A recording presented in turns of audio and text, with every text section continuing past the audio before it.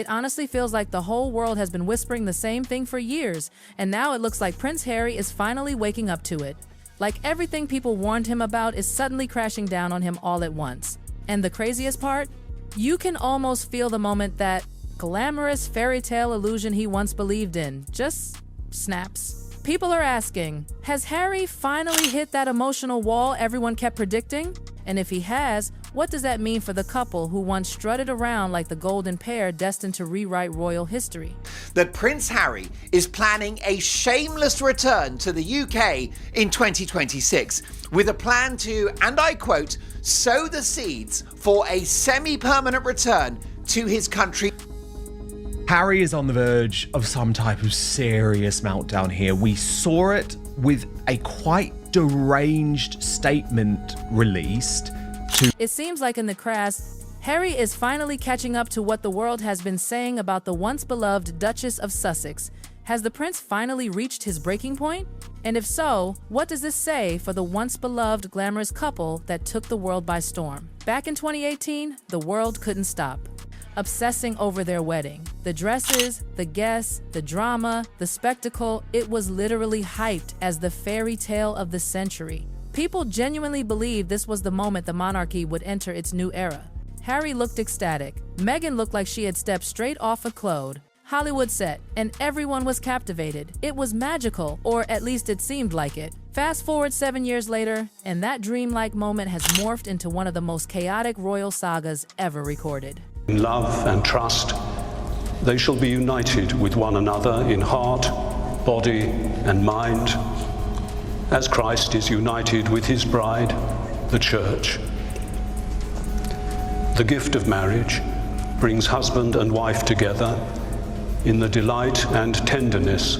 Back in 2018, when Harry and Meghan tied the knot, it was a star-studded and heavily glamorized wedding. The media dubbed it as the royal wedding of the century, a modern fairy tale, signaling that it broke conventional norms and was groundbreaking. Fast forward 7 years later, what was once seen as groundbreaking as taking a turn for the worse for the royal family. Many controversies, drama, scandal, tensions has come from what was supposed to be the start of something new and the pace setter in the monarchy. It's no news that the former Suits star has been making headlines, and not for the right reasons. She has been the frontrunner for controversies, scandals, public outcry, and backlash. From the moment these two said "I do," it was like they had opened a portal to non-stop drama. The relationship was plastered everywhere: documentaries, interviews, paparazzi shots, daytime TV segments dissecting their every expression. And then came the bombshell, the famous Mexit, a move that shook the monarchy, split public opinion, and made commentators across the globe lose their minds. Of Sussex will step down from all future royal duties. It was confirmed that the couple will lose their public funding and no longer use their royal titles. Well, last night, Prince Harry addressed the situation. The relationship between Meghan and Harry has been one that the world hasn't stopped talking about. The moment they stepped back from their duties, everything changed. People either praised Meghan for liberating Harry or blamed her for pulling him away from the only life he ever knew. And then came the tabloids, the racist headlines, the conspiracy theories, the endless drama. What I want to make clear is, we're not walking away. Our hope was to continue serving the Queen, the Commonwealth, and my military associations, but without... This decision made headlines, and for a moment, the world went into full-blown chaos. And honestly, it didn't stop there. The accusations, the interviews, the dramatic revelations, it was like every month another wildfire sprang up around them. Even then, the couple packed up and moved to California. Sun, freedom, Hollywood connections, it was supposed to be their fresh start. It's unprecedented. There was a public backlash, not against their decision to step back. I think there's huge sympathy for the idea that they weren't happy and that they want to live a more peaceful life, as it was put in that statement. It wasn't your average royal drama. This was an attack against an institution. But behind the sunshine and the celebrity events, cracks started to show. The novelty began fading, the public sympathy dimmed, and suddenly, Harry wasn't looking as confident as he did during those Oprah interviews. This move didn't come out of a desire to destroy the monarchy, but rather to escape it. Yet now, after years of insisting he was happier, freer, and finally living his truth, Harry suddenly seems nostalgic. Like he's aching for something he left behind. And then everything exploded.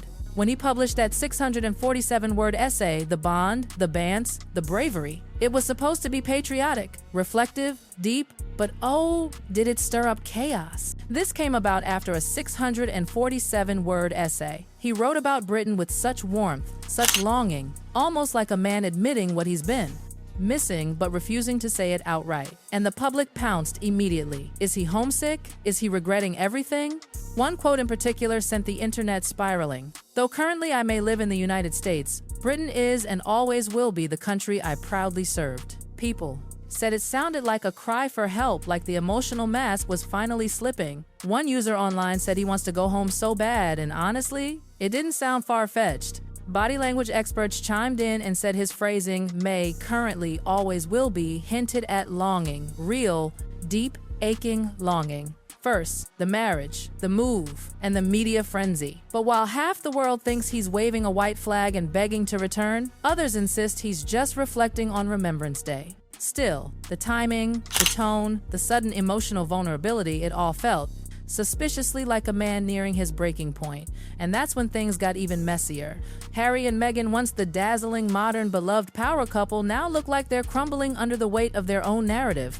The American actress and the British prince, the love story that was supposed to redefine monarchy. But now it looks like a script gone wrong. The younger son of King Charles might just be plotting an escape route from the very life he created overseas. And people can't stop asking, how does someone who was born with the world at his fingertips end up here? A prince with everything, wealth, privilege, status, suddenly living a life filled with PR disasters, awkward appearances, dwindling relevance, and a wife constantly accused of manipulation? The world loved them at first, then tolerated them, then questioned them, now many outright criticize them. Every smile, every gesture, every overly affectionate pose, people now wonder if it was all just acting. A performance, a desperate attempt to stay relevant. The Oprah interview, the Netflix documentary, the accusations, the complaints, the contradictions, the pleas for privacy, followed by endless public storytelling. And now their titles clutch tightly like the last pieces of royal credibility they have left. Harry once said the monarchy was a dirty game. But now, after everything, after Netflix, after the book, after the interviews, the tables have turned. People are looking at him and asking who's really playing the game now. And then came that video, the security camera clip Meghan herself released. What was supposed to be cute, sweet, cozy Meghan surprising Harry with a hug after the Dodgers win backfired spectacularly. Viewers said Harry looked uncomfortable, stiff, almost trapped. Like he wasn't performing this time because he didn't know the moment would be posted for the world. And suddenly, everyone was screaming, "He looks hostage!" The essay, the body language, the awkward moments, it all added fuel to the rumors. But that wasn't the end. During Remembrance Week, when the entire royal family was seen in solemn ceremonies, Harry and Meghan were somewhere else entirely. Hollywood, a glamorous gala, Kris Jenner's James Bond-themed birthday bash, Serena Williams, Justin Bieber, Paris Hilton, Mariah Carey. It was a parade of A-listers. Glamorous, flashy, loud. Everything the royal family event was not. And the backlash was instant. How do you claim to honor veterans and then spend the night at a celebrity party? Critics tore them apart. Commentators dragged them. The contrast between William at the Earthshot event in Brazil and Harry partying in California was brutal. Their brand, once the hottest thing since Diana, is slipping. Spotify dropped them. Netflix scaled back. Archetypes fizzled. Their celebrity buzz is fading. And people are whispering, is Harry trying to crawl back? Is he said, cracking under the pressure? Is he realizing the life he chose isn't what he expected? Because honestly, the emotional unraveling seems almost visible now. Whether this is a meltdown, a marriage under strain, or a man simply longing for his old life, one thing is certain. Prince Harry is no longer the man he was 7 years ago. And the world can sense it. And just when everyone thought the drama might finally calm down, things escalated even more because people began noticing the timing of Harry's appearances. Every time Prince William stepped out for something important, somehow Harry popped up somewhere else on the exact same day. And listen, the internet never misses patterns. It didn't take long before people started whispering that Harry was trying to overshadow William, intentionally or not. Some called it petty, some called it strategic, but many called it sad, a prince. who once stood beside his brother as his closest ally, now floating around North America, making appearances that feel like desperate attempts to stay visible. And the worst part? Every new appearance seems to expose a different layer of discomfort on Harry's face. It's almost like the more he tries to show he's living his best life, the more exhausted and out of place he looks. Commentators who were once sympathetic now say he's stuck between two worlds, one he left behind and one he can't fully fit into. Hollywood embraces Meghan effortlessly, but Harry, he always seems slightly detached, like he's just tagging along in a world he didn't choose but ended up in anyway. Almost like he traded one cage for another, only this time the bars are invisible and made of expectations he never signed up for. And that's why this latest essay hits so hard. Because for the first time, people felt like Harry slipped up, like he accidentally exposed a part of himself he's been burying for years, the part that misses the UK more than he wants to admit, the part that misses structure, identity, belonging, the part that was raised in palaces, tradition, honor, and a life of purpose. No Hollywood gala could ever replace. Even his critics admitted the essay felt emotional, raw, and strangely nostalgic. But instead of sympathy, it sparked a firestorm because now everyone is debating whether this is the first sign of Harry emotionally breaking down or the first sign of him wanting out of the life he built with Meghan. And the rumors about tension between them? Oh, they've exploded. Insiders whisper that the California dream has lost its shine, that their once perfect public unity is cracking behind closed doors. And Meghan's recent appearances haven't helped either. The overly polished outfits, the dramatic poses, the way she seems hyper-aware of every camera, while Harry stands next to her looking tired and quietly uncomfortable. People joke online that he looks like a man who's seen too much, or aged 10 years in 3, or worse, a hostage blinking twice. It's dramatic, yes, but the reactions aren't coming out of nowhere. Harry's recent expressions have been less happy husband and more emotionally drained dad of two trying to survive the PR circus. And then there's the biggest question floating everywhere. Could Harry actually go back? Could he swallow his pride, face the monarchy he openly criticized, and try to rebuild his relationships with his family? Or has the damage gone so deep that even if he wanted to return, the bridge is burned beyond repair? Some royal experts believe the family would quietly welcome him back someday. Not with open arms, but with formality and boundaries. Others say absolutely not, that the book, the interviews, the accusations, the Netflix series, it was too much, too personal, too damaging. And the royal family never forgets. But here's the thing, whether or not he returns, something is undeniably shifting. Harry isn't the bold, defiant, rebellious prince he was in 2020. He's softer now, quieter, more unsure.